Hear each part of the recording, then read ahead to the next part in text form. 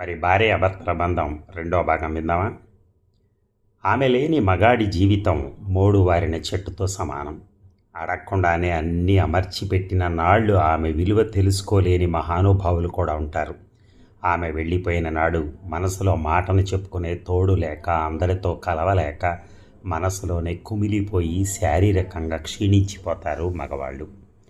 నేను ముందు పోతే పసుపు కుంకాలు మిగిలిపోతాయేమో కానీ ఆ జీవుడు ఎంత అవస్థపడతాడో నాకు తెలుసు. పైనున్న భగవంతుడు కూడా తెలుసు. దేవుడా, ముందు ఈ మనిషిని తీసుకెళ్ళు, ఆ తర్వాత నా సంగతి చూడు అని రోజు దండం పెట్టుకోమంటారు ఆడవాళ్ళు.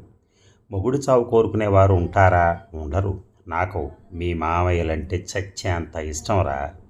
ఆయన మాట చెల్లకపోయినా, కోరిక తీరకపోయినా నా ప్రాణం కొట్టుకుపోయేది.